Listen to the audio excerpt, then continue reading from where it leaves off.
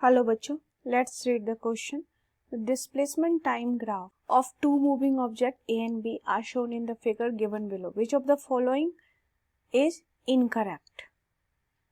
A and B दो object है जिसका डिस्प्लेसमेंट टाइम ग्राफ दिया हुआ है. क्वेश्चन में पूछ रहा है इसमें कौन सा इनकरेक्ट है. तो option number 1, B is moving with constant velocity. Option number 2, A is moving with increasing speed.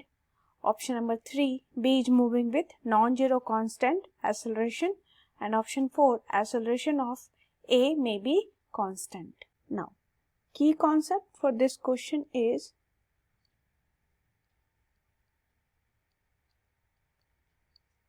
slope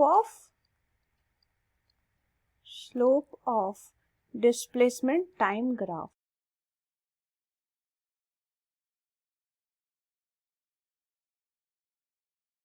displacement time graph का स्लोप देखना है ए एंड बी के लिए हमें. Now as we know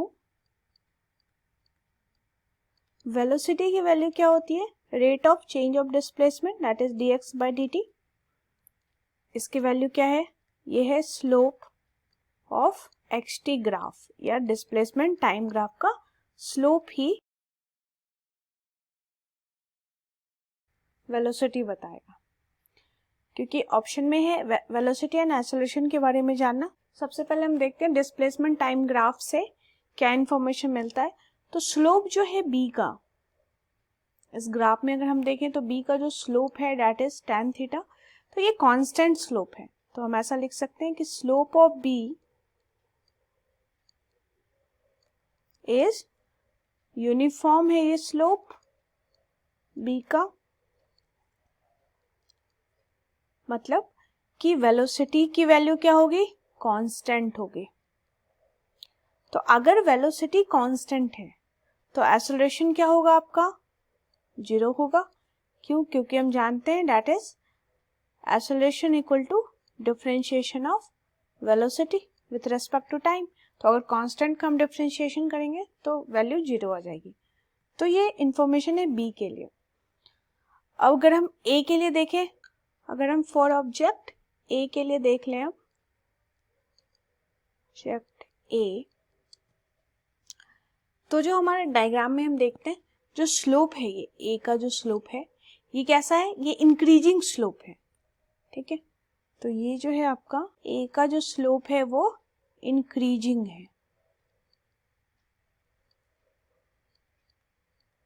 increasing slope है.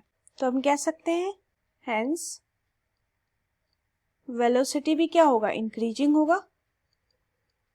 क्योंकि वेलोसिटी इक्वल टू स्लोप है तो velocity is also increasing. Increase करेगा वेलोसिटी भी. तो इसका मतलब है कि एक्सेलरेशन ऑब्जेक्ट ए के लिए क्या होगा? नॉन जीरो होगा. Acceleration is non zero. कुछ ना कुछ एक्सेलरेशन की वैल्यू आएगी क्योंकि वेलोसिटी इंक्रीज कर रहा है. That is acceleration not equal to 0. हाँ, मे भी कांस्टेंट हो सकता है बट 0 नहीं होगा. अब हम देखते हैं इनकरेक्ट ऑप्शन क्या होगा हमारा. तो B is moving with constant velocity सही है, हमने फर्स्ट नंबर पॉइंट में देखा है. ये A is moving with increasing speed, ये भी सही है. ये हमने ए के लिए सेकेंड पॉइंट हमने कंसिडर किया है. Option 3, B is moving with non zero constant acceleration. अब हम देखते हैं क्या बी की जो एक्सेलरेशन है वो नॉन जीरो है? नहीं, बी का जो एक्सेलरेशन वो क्या है? 0 है. तो ये हमारा ऑप्शन रॉन्ग हो जाएगा. Acceleration of A may be constant.